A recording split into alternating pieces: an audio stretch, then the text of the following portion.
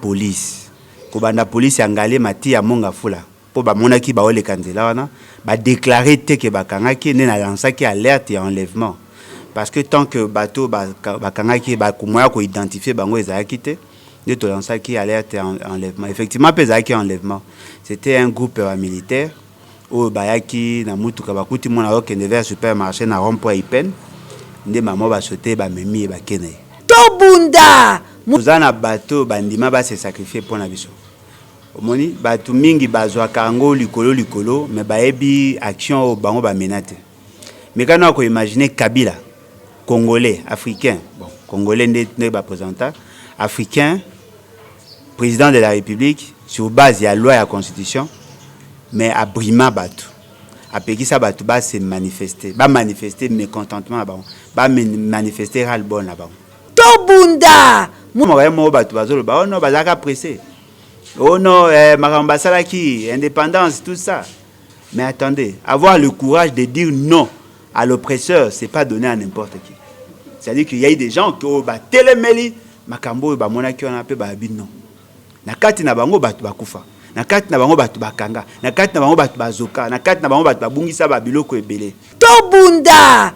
Il faut tout ça l'effort, tout entretenir indépendance voilà. Ils ont ba état musu ba na posa ba longola biso indépendant. Ils ont un comportement, monsieur, ils ont tout ça indépendante. Mais ils allaient locaux, tout ça, il y a que ça la nuance, il y a que s'organiser pour que tout se maintenir indépendant. To bunda. L'histoire est comme une histoire à jeune Congo.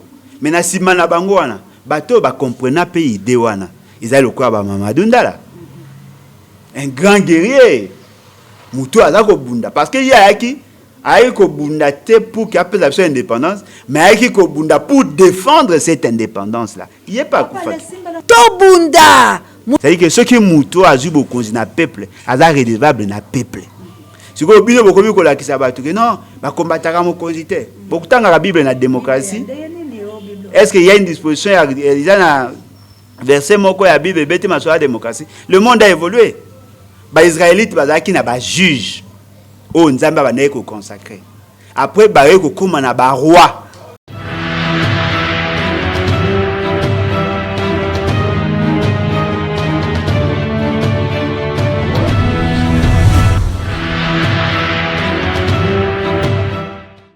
Merci Nabino Banso bosomba fidélité pour na kolanda émission Tolo Belamboka Congo na yango bande ko balandi émission Tolo Belamboka Congo na pesi bino mbote sikanyo sezwa mibino petika ete kimia nzambe tata ingela o mabota mabino bande ko balandi na spasi pe mawa penza ya kolela tango iso bae o batika biso petiki no lelo bato bazalika kokufa.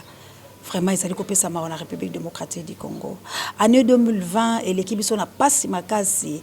Na virus et abango, oye koti penza koboma.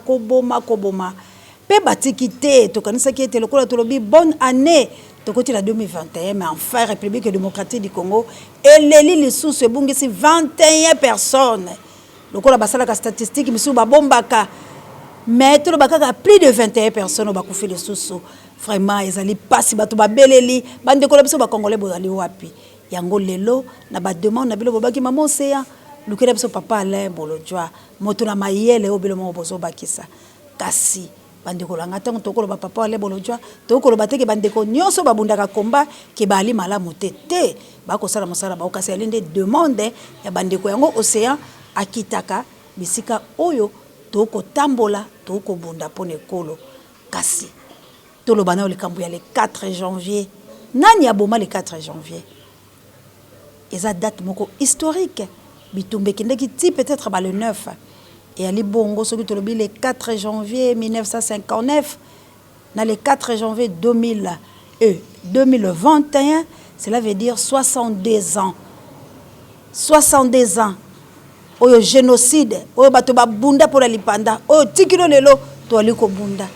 Kasi mokolo wana date historique balobaka te bandi kolanga yango to aliko solola na papa ale ndenge bilo moko bobakisele moto na mayele bayako na maboto babongisi pe ba merve la bino kasi biso peza tozane sango te pamba te nanu tozuli panda te tokoloba ba indépendance to bonne année mokolo biso na bayima tuchi tokomeka ko kabola po ba impérialiste pe babanga biso mbote mona mboka Mbote maman nangai, meilleur vœu na bato nyonso baza kolanda. Merci pour l'opportunité pour pesi biso na mokolo. Papa Lembolo Joa ya solo olo bakara mwa moke po to stolobeli yango na kati ya ba festivité oyo pasi penze kotela kiyo ya ba yima pinga to kamwe bango ba farde sole ba kena este ko epole ba farwando ba yeko kangela biso mwana na hypothèse nini bon mwa moke kaka la bandeko oyo batunaki elekaki ndenge nini po yango tende to yokolobela to kolobela mingi martyr. Oui, en tout cas, merci. Merci d'abord na appui, na soutien à Batunyoso pour na mona qui ba appel, mobilisation za qui penda makasi to lancer qui alerte. To lancer qui alerte était pour na faire paniquer ba. To lancer qui alerte justement pour na ko décourager bato wana. Parce que au départ, tango ba ebisinga ke ba kangi mo, ba esenga d'abord au départ ke ba kangi mwana. Tango toke ko vérifier na police. Ko banda police angale mati ya monga fula. Po ba mona ki ba ole kanzela wana. Ba déclarer que bakangaki ne na lancaki alerte et enlèvement parce que tant que bateau bakangaki ba kumoya ko identifier bango ezaki te ne to lancaki alerte et enlèvement effectivement pezaki enlèvement c'était un groupe militaire au bayaki na mutuka bakuti mona okende vers supermarché na rond-point Ipen nde mamo ba sauter ba memi ba kene tango to komi to bandi ko luka bango to bengaki police to kendaki ti na niveau ya mitendi to luki moya ko tuna bango to tuni ba police nyoso za na nzinga ba mona kite nde a partir ya wana siko to ko benga nani général Kasongo pona ko pesa information que moi nanga bakangaki ba bitokutana un major nga za kite to benga na téléphone to ko zo ba tchebiso en contact na un capitaine chargé des opérations tango to za ko zonga to bandi ko luka ndesko to bandi ko se renseigner à partir ya photo nde baye ko mona ke mwana ba mona ke na kati ya mutuka moko na ngonga wana tango bango bazwi information ya photo nga na yebaki te ke bazwi information ne na yeko luka ko zwa bango nazo luka na yeko kuta na ba Yannick na noko ya mwana na kuta na bango na kwe moko na kati ya monga fula nde bango ba bino ba pesi bango information ke nani ba memaki mwana na kati kuna tango bakeba ko kuta ke zaki kan na kati ya camp babino mwana yaki mais bazongisi déjà na kati ya camp militaire na monga fula capitaine na abike mwana zalaki effectivement et pas na bango mais bazongisi déjà tant to kutena bango ba ebisinga que mwana déjà ba libéré nga abi jamais ndenge na ebie soka dans la difficulté a obenga mutaliboso zanga to mama na po za ba numéro bango ba saila mingi ba ebi ona mutu ni na bani ko insister tant to zo insister wana to monisco jeep ya ba militaire eza koya na musika na mone lamba mwana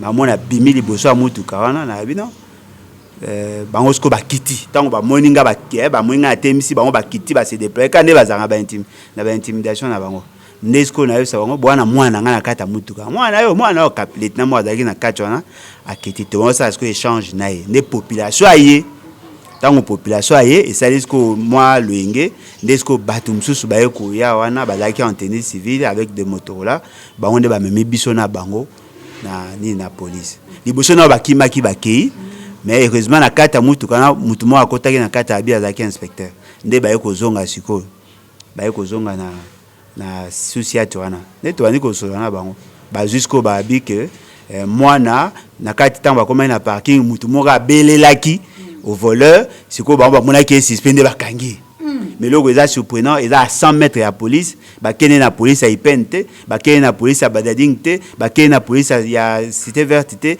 bakene na police ya Dimez te bakene na police ya mama Mobutu te bakene na police ya Matadi Kibala te bakene na police ya mitendi ya Mbenteke te bakotise na camp militaire moto aza civil N'est-ce ba iso mabino meloko bosa devant OPG eloko bosa o bosa eza enlèvement boza na droit okanga eto bino bolinga ba aider bino te bonga to saki pona ko aider o sai ko aider mais bo meme pa na biso te bo kene na camp militaire et puis bo betier ba tie ba menotte tout ça ndeko moko alobi makambo bozo ba menotte eza incohérent parce que les militaires n'ont pas de menottes attention au Congo il y a des militaires qui ont des menottes bokanisa te ke mambo esa na poto nde sa maka au Congo les militaires ont des menottes la plupart des militaires ont des menottes soit attends voilà n'est-ce que tu veux que moi attends on va discuter na lieutenant na bima côté na mutuka ke Tout le monde est suspect. Comment bino to ba bino qui va enlever moi na biso, bon moni batango, boutique ba baken. Voilà, il y a un to décidé qui to porter plainte. Tozana un avocat au Azarana biso ming et puis to senga qui peut mettre Nico. Le quoi Yazara déjà mutabioma. Il y a risque. Et tu préfères tout ça na ba mi balé pour que tu porter na accompagner moi. Le quoi moi la mineur té. Il me voit que nous porter plainte monsieur to quoi accompagner. Le coup ça a mis les lotés pour le 4 janvier. Je crois après le 4 janvier, tu nous porter plainte. L'avantage que nous avons, tu as la plaque. Il y a un numéro à plaque. Tu es bien ici bango bakendaki pour baner mon apesi déjà même ici va me marquer tout ana baebi bureau ya capitaine wana ou azaki na bango c'est bango bazongisa mwana to yebi place ba nani na OPJ bazali ba témoin bazaki et pas en OPJ puis tu as un numéro à plaque to porter bango plainte ité pour to ina bango mais to porter bango plainte pour na décourager ba bloc wana pour ceux qui yazwa ki ngolo ya komona ta musu baza na chance au mona te pour ba menacer qui même des morts na kata mutuka. Merci bandeko balandi bomoni passe auto monaka ndeta latina na ebisaki bino ete tango tolobaka makamba boye mingi botala ka émission na te mingi bosepela ka toloba boye mais tango to bani koloba makambo biso to monaka mingi boko négliger boko tala te na banzi bolandi yango bana na biso baza na passe ba famille na biso bakomi na passe kasi na ote ko ebisa bilo mwana za libanga ya nkoli. Hein, soko ngoye ba valeur ya mwana keleko kanga ngando la mai po bimisa or moko ezakala kati ya ngando ndo ko yeba valeur ya mwana yango to kolela tolobito sisa likambo oyo 62 ans jour pour jour ba martyr de l'indépendance papa Alain likambo yango ya le 4 janvier depuis 1959 na lelo na 2021 ko c'est 62 ans o komona est-ce que bitumba yango ekei malamo tope o komona yango peda ndenge ni sembola la. En tout cas, les alliés Mukolo, il y a un sengo, puis même il y a interpellation. Tous en bateau, bandima va se sacrifier pour la biso. Omoni, bateau mingi bazwa kango likolo, mais baebi action au bango ba menate. Mais quand on imaginer Kabila, Congolais, Africain, bon, Congolais n'est pas représentant, Africain, président de la République, sur base de la loi et la Constitution, mais à Brima bateau. Après qui ça va tout bas se manifester, manifester mécontentement là-bas, manifester ras-le-bol là-bas. Mais au suko ezaki ke mindele, bateau bazaki n'a rien à gagner, rien à foutre la population congolaise. Au bande ko kata bateau maboko, ko kata basi ba mabele pour que basa la makambo ba on balingi. Il y a eu un groupe de gens à cette époque-là, au bango bazako dompter, bazako apprivoiser ou sinon bazako diriger biso, ko biso le quoi ba esclave. Il y a eu des gens na kati ya contexte wana bateau bandimi bateleme la mundele baloba non tolingi bonsomi na kama wa mo bato bazolo ba non bazaka pressé oh non makamba salaki indépendance tout ça mais attendez avoir le courage de dire non à l'oppresseur c'est pas donner à n'importe qui c'est-à-dire qu'il y a eu des gens qui batelemeli makambo ba monaki on appelle ba bi non na kati na bango bato bakufa na kati na bango bato bakanga na kati na bango bato bazoka na kati na bango bato babungisa ba biloko ebele mais ces gens-là ils allaient bateau il faut te vénérer bazali ba héros bazali bateau en principe et bungaki tous à la redevable par rapport à bitumba na bango parce que c'est pas donné à n'importe qui de dire non à l'oppresseur bato mususu le loi bazali na Félix c'est qu'il ça mabe mais ba ko koloba na ino te bazo banga outrage mais à cette époque là koloba non na mundele. Action na bango ezaki action moko spontanée mais motivation na bango ezaki motivation ya kala parce que déjà au départ avant 1885 tozalaki na ba mindelo bazalaki awa bao bazalaki na ba arabiser bazalaki awa ne ko kamba biso ko sala makambo nyonso to ba balingaki bazako exploiter ba bomaki eloko moko de valeur notre dignité pour ba tambola ki likola ni na biso mais bato ba bi non to lembi parce que abakwa ingaka sala activité na bango ba pimeli abakwa sala activité batabako bazaki mécontent ekutani peke na équipe moko ba auto beta balé injustice de salamaki kozonga na frustration ya balé na frustration ya koboya ko sala manifestation nde basangani ba ekobunda et marquer histoire et c'est sur base de ça né accélérer processus ya indépendance Au moins, bato belé bazar ça n'est pas une réalité figée. L'indépendance, ça peut s'accorder une fois, mais l'indépendance, c'est aller combat à toute une vie. Parce que, on va un exemple aux États-Unis. Les États-Unis, les États et la population, les États-Unis. Mais les États-Unis a été colonisé pendant des années par les Anglais. Les Anglais ont dominé. Mais qu'est-ce qui s'est passé? Quand les Américains ont déjà, mais c'est qui dit la philosophie, côté en guerre contre les États-Unis, contre l'Angleterre. Babundi, cause indépendance. Le long des années, était indépendant. Mais est-ce pour un temps, bakanga maboko? Non. Créer armée, créer police, créer service à sécurité, créer administration. Pourquoi? Pour maintenir leur indépendance. C'est-à-dire que l'indépendance s'entretient. Tu vas le quoi? En 1960, tu as indépendance ici. Non. L'indépendance, il faut rebondir toute une vie.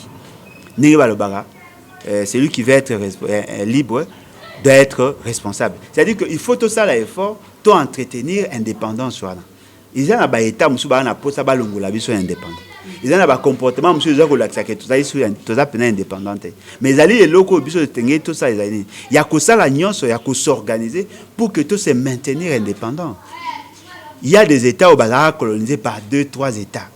C'est possible. Vous avez colonisé par tel, vous avez colonisé par tel, c'est-à-dire qu'il faut que ça, la effort, que bolongwa na influence wana yango moni tout ça l'armée, tout ça la police, tout ça la service à renseignement et l'administration. Qu'est-ce que nous faisons d'après indépendance?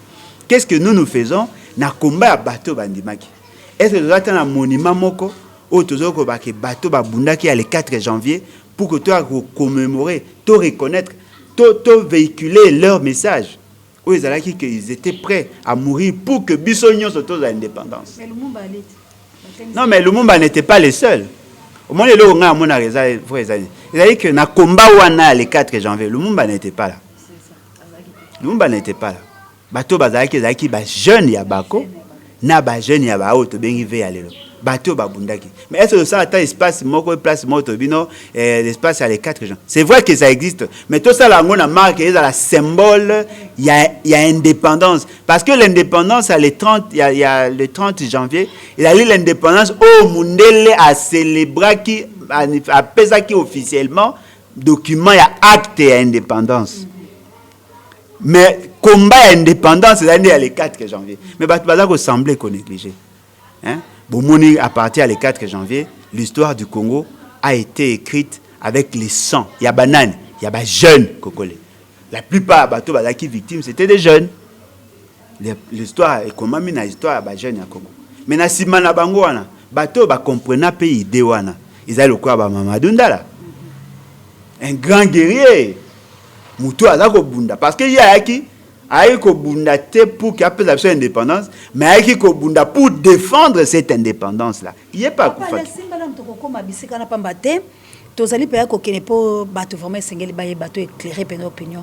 Papa Alain au symbolique à Moka Malamo Robi Bajen Bakufaki. Kasinata on a un bakangaka ba leader politique. Moi mingi bati ba on a boloko Lumumba zaiko to epai bango epai batu babunda ke tumbali ali bon ba jeune. Ti ba kei nango penza mbutu ti mondela lobi tete. La table ronde, mais pourquoi aujourd'hui, la référence nous sommes toujours derrière les leaders politiques. Pour l'année tant moni médiocrité envers les leaders politiques. Pour l'année biso peuple té biso bokoto soit relève le kola ba koko la biso basalaki. Et le koni ezako zanga biso nesika wana. Bon, nous tu es allé par rapport à l'éducation civique au baope sabana.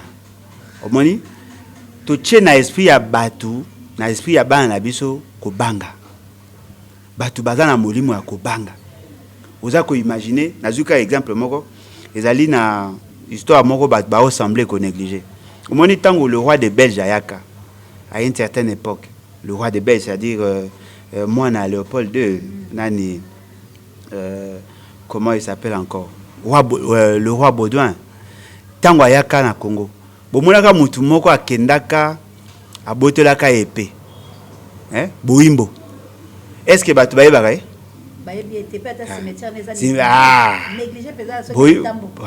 boyimbo wana non oya kitambo yete yeba kunda ye na mboka boyimbo ouais mutu mo be boyimbo basaka confusion bakasala na kitambo mais yeba kunda ye na mboka boyimbo wana acte na ye ba componente zaka acte à bravoure parce que na Belgique mopanga na bana ko symboliser le pouvoir et le quoi totem ya bango kuna il a consacrer le pouvoir ya roi parce que le roi tango ba pesi ka yebo konza et peu on est qui épée ya kokata banguna et biso to zaki le quoi banguna pona bango mais boyimbo wana azwa risque tango ba osala ya ba opesa ye ba honneur a osala ba otambola na nzela na mutuka aye abotola ye épée wana na dimension métaphysique ba component yango te acte na ye na kufa ndeni kaboy tombo na ye muta éviter bilenge ope ba kufa ka wana ba éviter pona nini parce que batu bazaka na tendance ya kopesa plus lokumu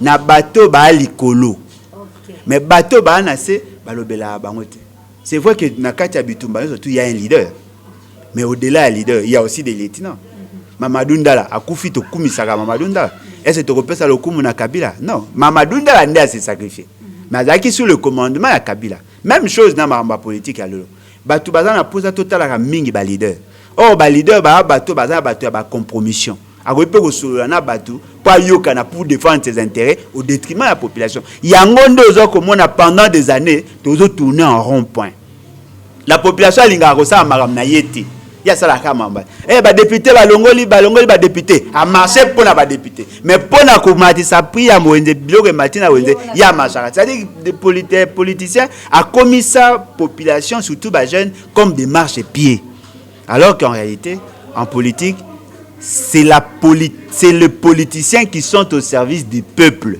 et non l'inverse biso que comment peuple a comment un service à politicien ou les président à service à peuple et on va bazaka redevable té bako ko zambongo ya pays bako bako ya msu 500 ba mi kaboli mbongo 80% 20% ba boa keli biso ba bimpumbu poto lokota cela doit changer yango il faut remettre ko discipline asika yango moni biso na niveau à nouvelle classe politique de l'opposition to vi déjà nouvelle classe et la classe aux akoya pour na service ya peuple ko pousser peuple à na ata mukolonga na ko komaka président soki nzamba ko lingaka na peuple ko ndimangai il faut que le peuple soit capable ya ko sa orientation bandi ko balandi tozali pela ko kele moke la suka poto lobaki lelo to ko simba le 4 janvier makamusu mazali oyo pe akosombiti na kaka makanisi awo no sia du Congo kasi mona mboka to wani ko kele moke la suka est-ce que na tango wana ya ba papa la biso bansambo ezalaki te oyo ya koya kolembisa bango po ete namonaki bango so makasi bakangi balumumba bakangi bachombe bakangi bango nyonso ba traître pe basaki lokwa bachombe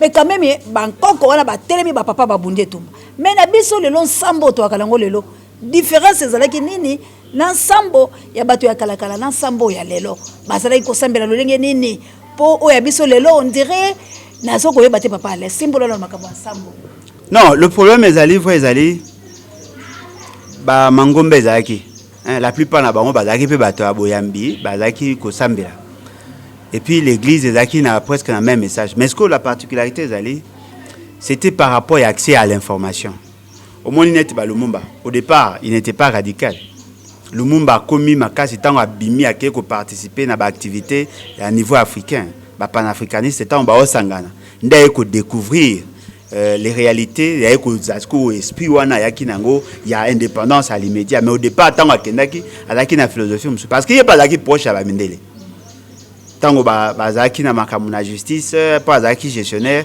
l'un des membres du syndicat quelque part makamba ba agent et tout ça il était agent dans une entreprise il avait une autre philosophie mais tango accéder à l'information de créer siko déclic à partir de ce qu'on commis ce qu'on a posé à affronter baton et longola ekobanga et loko ebomaka biso la l'information il faut donner l'information tant ba dunso ba non to lembi moyen to soutenir binote binokaka maloba mais boza ko bosa ke malobo to za koloba e botaka mbuma na kati ya mutu ndetango ba ko za ba information ba ko ça aujourd'hui net papa na biso cardinal Malula c'était aussi l'un des grands bateau ba sala ki que ba congolais ba zo éveil c'est à l'église na kati église ba maki message à éveil même bateau ba ça ba message lelo Bah la même philosophie. Mais ma bête que le robot m'a battu zani. Kanyaka. Mutumsu a soutenir. Mutu a na bokonzi pas muta tribune mais jusque l'église pas peut sa information le quoi a commis espace à campagne. Mususu kuna koloba contre mutu songolo parce que c'est-à-dire ce qui veut dire que l'église a su jouer rôle na été. L'église a commis dirigée par bateau ba na posa à Kanyaka. Ba comme ce qu'on utiliser masse ba ya pas na bango comme moyen de mécanisme de négociation avec ceux qui sont au pouvoir. Ndeba affaiblir. Vous avez un exemple quoi le malheur ici Muto nani Mukuna. Vous sentez les messages qu'il lance pour soutenir Félix Tshisekedi. Coïncidence, il est de sa tribu. Pour soutenir Félix Tshisekedi. Ok, Anakle Kabalu. Azakolo banami sabate. Comme tout na biso, bokonzo za biso. Wa ko bunisa Félix Tshisekedi akokufa. C'est-à-dire que le message ba au même, il y a un message à division pour protéger les systèmes. Alors qu'en réalité l'église n'est pas proche du pouvoir. L'église est rapproche du peuple.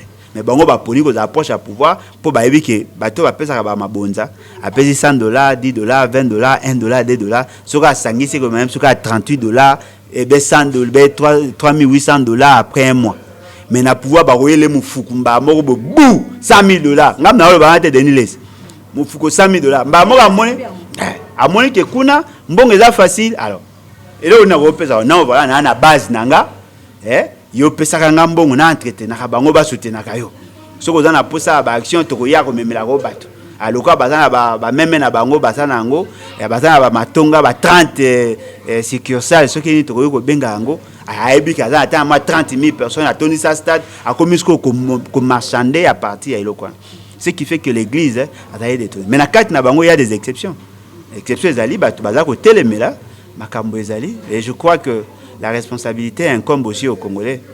Parce que je ne vois pas une disposition. Je ne vois pas un verset à la Bible qui singana telemela bukonza kanyaka. Pour battre confondre, la Bible ne parle pas du pouvoir, mais de l'autorité.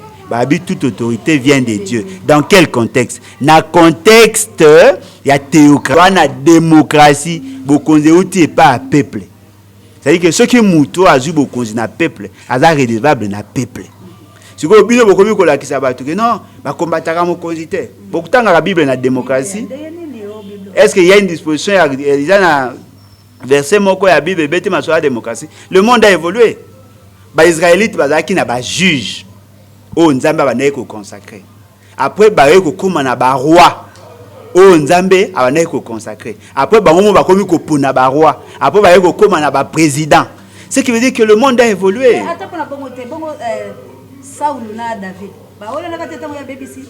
Ah, c'est ça le problème. Donc les livres ils que biso tout dans le contexte de la démocratie, nous sommes régis par des lois. Alors ceux qui boivent même na loenge et ça passe. Bande ko balanzi to komi na suka ya émission ya mokolo mo lelo po ete to beta ki mbela ya le 4 janvier. Papa le maloba ya suka ya mokolo mo lelo.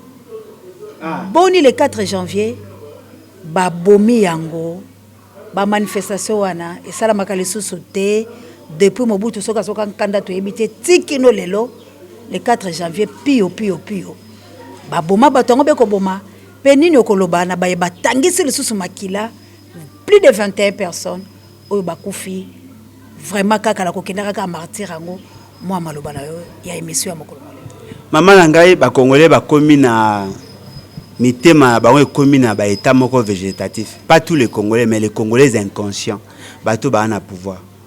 Est-ce que vous imaginez qu'il y a eu des morts? Pas de morts que ba kufi na malaria to na corona. On a massacré nos concitoyens. Aucune déclaration. Attaque ba convoquer conseil moko ya sécurité. Non, tellement que ba moni ba kufa ke belé. Ba comment mesana bango ba comme insensible et comme normal ba kufi comme 21 ba kufi mingi te. Ba kufa obomi ba na mutana zo boma de ba tout le monde on comme au moins normal mais ba kufa na ce sont nos concitoyens pande kona biso nde ba kufa ba comme mona liwe comme normal vraiment et puis ba temps ba oboma bango ba otindi nos message que vous êtes des lâches vraiment ngai président na mboko ngai alembolo ja président na mboko yo ba bomi congolais na okangana ba tout ba na rayon wana na sali ba enquête on a yoki groupe moko boyuti na Rwanda babomi ba congolais na attaquer pays na bino loka biso de Covid 21 bino il faut beaucoup au moins 104 ou 105 à partir de là siko bino bokoyo bisa bat na bino ba rasu ko attaquer biso tant que le Rwanda et l'Ouganda ba ko kufa na masasi na biso te na lo barelo ko ba bazo ngolo ko blague tant que le Rwandais va ressentir menace na biso te on ne sera jamais en paix dans la partie est. Ne rêvez pas. Comment voulez-vous? Baboma biso to la kaka. To la kaka. Eh babomi biso eh. Eh babomi biso eh. Mais bio baboma raté. Atambwe ya ruberwa. Baboma raté. O pekisa no baboma na. Est na Bible ba pekisa batu baboma batu. Bible pekisa te botanga la Bible mabe. Mouto alali capable à défendre famille na été et nation na été alali pire qu'un infidèle. Allez lire la Bible. Nous avons l'obligation de défendre notre territoire. Tokolo bambala boni bafandi kimia ata déclaration te loko moko te bofandi o ba kufela ba mpese. Dans un pays sérieux, quand il y a des morts comme ça, basarata bakiti ata drapeau en berne. Et là qui s'attaque boza ko compati. Yango mitema ngo abino boteka. Na moi batu mitema belo kwa wote. Il est temps que le Congolais ba telema. Totika kolala po makambo elako bazoboma 21 bino ba omona ngo 21 multiplié par nombre de tueries bo sutra bobomi bo komi na ba 10 millions. 10 millions ça représente 4 à 5 pays africains. Congo Brazza dans son ensemble a combien pas na 4 millions 500 000 habitants. Mais bino bo beta masula ba et puis eloko za supona bato ba bomaka na kala baza lelo na union salée sacrée démoniaco diabolique. Bo pesa bango ba prime de guerre ya ko komisa bango ba konzi. Et puis si bato ba obomasi ma bobengi bango ba partenaire crédible. Tant qu'on n'aura pas un commandant chef capable de dire non, de faire face à Babilo Kwana. Makamane aussi la tête botini ba soda na biso ba ke obunda. Bo pesa ba arme malongate. L'information za ko circuler ba massacrer bango. Bazu ba population ba bomi c'est-à-dire mikolo nyonso zaka kokufa yango bino bo sala politique ya ba kufa ngonga ni to ko fona pe bo kimia to bi ba cette année to sala au moins 2 ans ba to akufite renforcer l'armée. Merci papa Alain wana to koloba yango penza na émission yo bato bakozwa na mikolo mizali koya bandi ko balandi merci na bilo nyonso penza kolela la biso ezali ete bonne année vraiment ekozalaka mokolo yo bato bakolongwa pe na mabele na biso to pe to koboma bango ndenge bango bazoboma biso congolais conscient makambo yo komela yo vraiment merci encore une fois l'équipe technique merci na Judeka notre réalisateur merci na notre coordonnateur d'Acosta Mondele El Campo Dieu ne m'a jamais merci na Pape Dieu directeur recherche stratégique merci na Sango Mokonzi pare be miso babiso pe merci na mon ami de tous les temps Dieu le soit en tout cas tout congolais maloba ya suka ya papa ala pesa lobi to bunda Museveni oka moto Kagame oka moto babanga na bandi la este so toke kotala ba congolais basile ko ba bobele ba Rwandais mais nzambe alola abomba biso tokokutana la mikolo mizali ko ya bye.